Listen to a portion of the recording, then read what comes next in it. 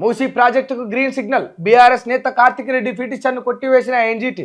DPR సిద్ధమయ్యాక అన్ని పర్మిషన్లు తీసుకుంటామన్న ప్రభుత్వం. పర్యావరణ అనుమతులు లేకుండానే ముందుకెళ్తున్నారన్న పిటిషనర్. కాలుష్యం కొరల్లో ఉన్న నదిని ప్రక్షాళన చేసే కార్యక్రమాన్ని ఆదిలోనే అడ్డుకోవడం సరికాదన్న ధర్మాసనం. అంటే అయితే ఇప్పుడు మొన్నటే వీళ్ళు డిపిఆర్ సిద్ధమైంది, డీటెయిల్ ప్రాజెక్ట్ రిపోర్ట్ ఉందన్నారు. ఇప్పుడేమో డిపిఆర్ సిద్ధమైనాక మళ్ళీ మీకు వివరణ ఇస్తాం, దీన్ని ముందుకు తీసుకుపోతామని చెప్తారు. సరే, వాస్తవానికి నేను గవర్నమెంట్ని అడిగేది ఏంటంటే, ఇప్పుడు పిటిషనర్ అని అడిగింది కావచ్చు, కార్తిక్ రెడ్డి అడిగింది కావచ్చు, నేను అడిగేది కావచ్చు, సమాజం అంతా అడుగుతుంది ఏంది, ఇంటలెక్చువల్స్ అంతా అడుగుతుంది ఏంటంటే, హైదరాబాద్లో సగటున ఒక రోజుకు ఎంత కాదన్నా కూడా మీ అందరికీ ఈ విషయం తెలియాలి ఖచ్చితంగా. 1 కాదు 2 కాదు, ఇదే మూసీలో 1300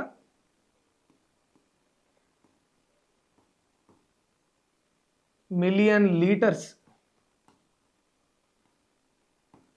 1300 మిలియన్ లీటర్స్ మురుగునీరు హైదరాబాద్లో ఇన్ ఏ డే 1 డేలో ఉత్పత్తి అవుతా ఉంది, ఒక్క రోజులో. ఈ వాటర్ అంతా కూడా మనకు ఎస్టీపీల ద్వారా శుద్ధి చేయబడతలేదు. ఎస్టీపీల ద్వారా కేవలం శుద్ధి చేయబడుతుంది 40% మాత్రమే.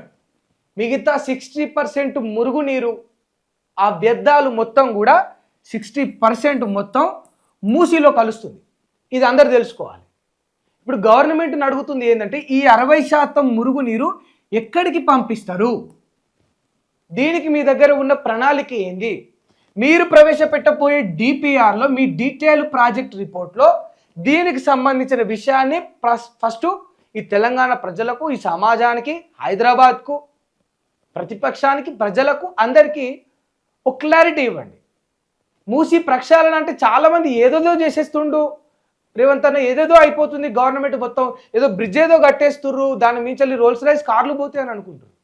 అసలు మూసీ ప్రక్షాళన అంటే ఏంటి? మూసీలోకి మురుగునీరు పోతున్నాయి. ఆ మురుగునీరును మీరు ఎక్కడికి పంపిస్తారు? 1300 మిలియన్ లీటర్ల వాటర్ అంటే ఎంత మోతాదు? ఒక్కసారి ఊహించుకోండి. ఈ 60% ఈ వ్యర్థాలన్నీ కూడా ఎక్కడికి పోతాయి? దీనికి మీ దగ్గర ఉన్న ప్రణాళిక ఏంది? మీరు ప్రవేశపెట్టబోయే డిపిఆర్లు దీనికి సంబంధించి ఏం చేస్తారు? ఇవన్నీ ఒక క్లారిటీ లేకుండా అసలు కనీస అంటే ఒక మాట నేను అడుగుతా, ఎవరైనా ఒక ఇల్లును కట్టాలనుకుంటే, ఒక పాతిలో గుడిసిన ఇల్లును కూల్చేసి ఒక ఇల్లును కట్టాలనుకుంటే మేస్త్రితోటి మాట్లాడతారు, ఆ ఇల్లుకు సంబంధించిన ప్లాన్ తీసుకుంటారు, ముగ్గు ఎంత పోయాలి, ఎంత విస్తీర్ణం, ఎంత కట్టాలని ఏదని అనుకుంటారు. ఉట్టిగా ఇల్లుకు సంబంధించి ప్లాన్ లేకుండా, ఇల్లు ఎట్లా కట్టాలని ఆలోచన లేకుండా, కొత్త ఇల్లు కట్టడానికి డబ్బులు లేకుండా ఉన్నిల్లును కూల్చుకొని రోడ్డు మీద ఉంటాడా? Simple logic. ఇప్పుడు వీళ్ళ దగ్గర డిపిఆర్ఏ లేకుండా వీళ్ళు మూసీ ప్రక్షాళన పేరుతో అంతమంది ఇల్లులను ఎట్లా కూల్చిండ్రు? నేను ఒకటే అడుగుతున్నా, ఈ 60% వ్యర్థాలు, ఈ మురుగునీరు ఎక్కడికి పోతాయి? మీ ప్రణాళిక ఏంది? ఎస్టీపీల సామర్థ్యం చాలా తక్కువ ఉంది.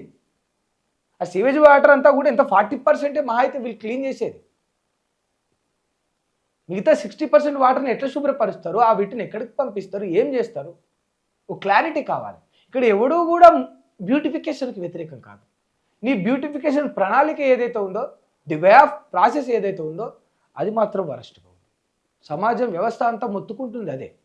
దీన్ని అర్థం చేసుకోలేని వాళ్ళందరూ కూడా ఎవరైనా ఏదైనా మూసీ ప్రక్షాళన గురించి మాట్లాడితే వీళ్ళు మ్యూజిక్కి వ్యతిరేకం, వీళ్ళు సుందరీకరణకు వ్యతిరేకం అంటారు. సుందరీకరణకు వ్యతిరేకం కావాలి సుందరీకరణ, మొత్తుకుంటున్నాం, వరుతున్నాం. ఈ 60% వ్యర్థాలు, మురుగునీరు ఎక్కడికి పంపిస్తావు? ఎస్టీపీల సామర్థ్యం చాలా తక్కువ ఉంది. చెప్పు నువ్వు మాకు. 1300 మిలియన్ లీటర్ల వాటరు, మురుగునీరు అనేది హైదరాబాద్లో ఒక్క రోజులో ఉత్పత్తి అవుతా ఉంది. అవన్నీ ఇప్పుడు మూసీలో కలుస్తూ ఉంది. మీరు ఎక్కడికి పంపిస్తారు? మీ ప్రణాళిక ఏంటి? కొత్తిల్లు ప్లాన్ లేకుండా ఉన్నీళ్ళు కూల్చుకొని రోడ్డు మీద జనాలను ఎట్లా పాడేస్తా ఉన్నారు?